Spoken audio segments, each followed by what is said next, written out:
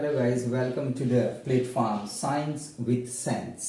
आज हम इस प्लेटफॉर्म पर बहुत सारी छोटी मोटी बड़ी बातें बात करेंगे। सबसे पहले बहुत बड़ी चीज़ें और बहुत छोटी, बहुत बड़ी मान के चलो यूनिवर्स, बहुत छोटी मान के चलो कि एटम्स, इन दोनों के बीच में क्या कॉम्बिनेशन क्रिएट होता है उसको हम एक्सप्लोर करने की कोशिश करेंगे, आइडेंटिफाई करने की कोशिश करेंगे। क्यूरियोसिटी ह्यूमन की एक नेटिव नेचर है।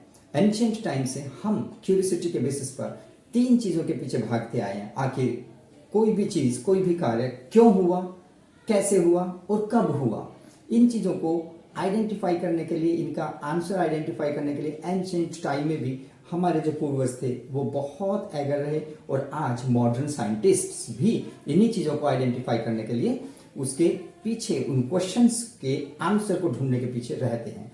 तो सबसे पहले आओ आज हम बात करते हैं दो चीज़ों का, यूनिवर्स और एटम में कॉम्बिनेशन। अगर हम यहाँ पर दो चीज़ें समझें, यूनिवर्स, तो यूनिवर्स का सबसे पहला मेजर इंपॉर्टेंट पार्ट आ जाता है उसके component. Universe is composed by the four major component, that is space, time, energy and matter. In these four matter is most prominent हमारे लिए कि भाई हम आखिर बने हुए किस चीज़ से हैं। तो यहाँ पर अगर हम देखते हैं तो नेटिव क्लासिफिकेशन, यहाँ देखें native elements of acid and bases, इनका कॉम्बिनेशन किस तरीके से मैटर से है उसको हम लिंक करेंगे, जो कि टॉपिक में भी आएगा। 10th क्लास के अंदर एसिड एंड बेसिस को भी क्लैरिफाई करेगा।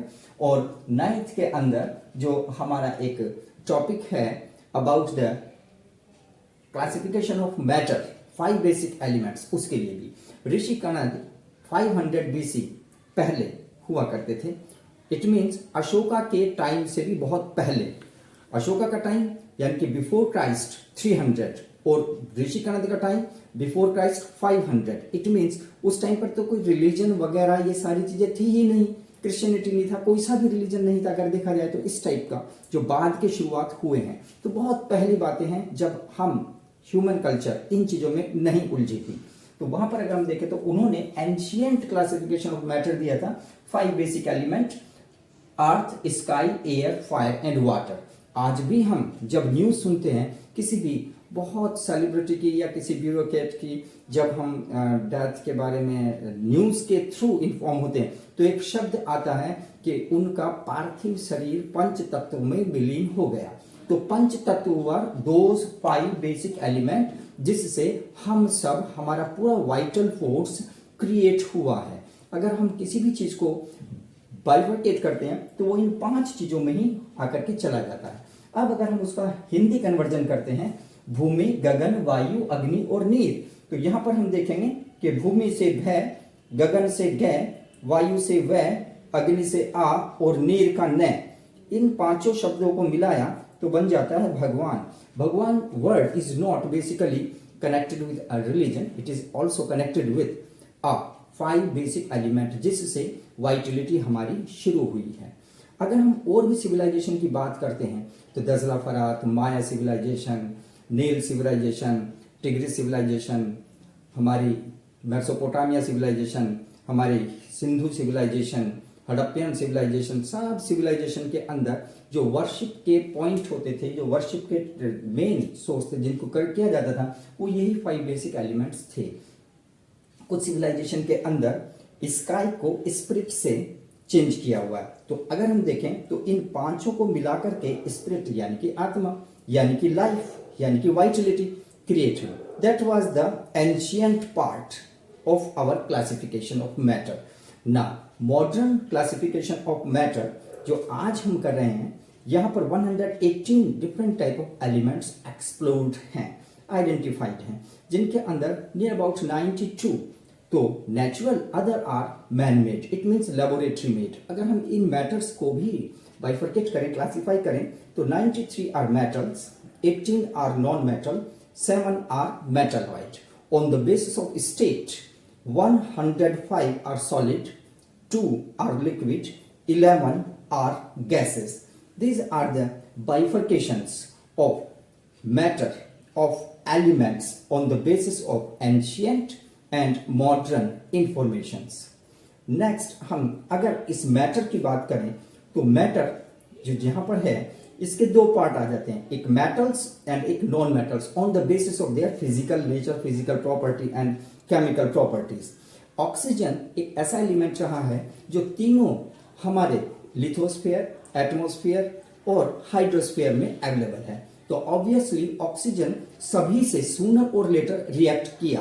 तो जब उसने मेटल से रिएक्ट किया तो उसने बनाया मेटलॉइड, जब उसने नॉन मेटल से रिएक्ट किया तो बनाए नॉन मेटेलिक ऑक्साइड्स।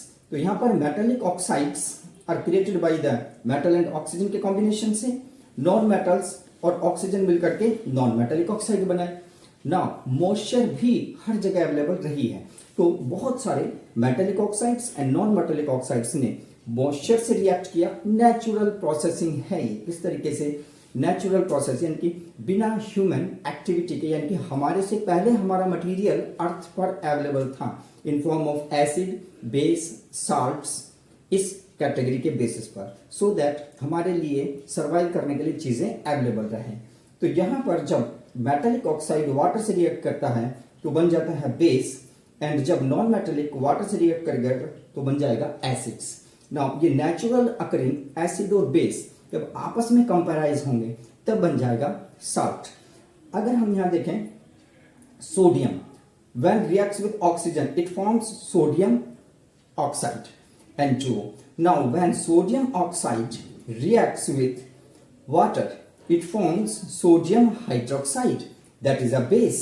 Now अगर सोडियम को हम पोटेशियम से रिप्लेस कर देते हैं तब potassium oxide and potassium hydroxide, that is also a base. अगर हम यहाँ मेटल चेंज कर देते हैं तो हमारा बेस भी चेंज हो जाता है। It means the native element of base is this metal. Basic nature of that compound will depend on the metallic element. वो जो मेटल है ऊपर, उसके ऊपर डिपेंड है। सेकेंड साइड में अगर हम जाते हैं तो non metal, sulphur is a non metal.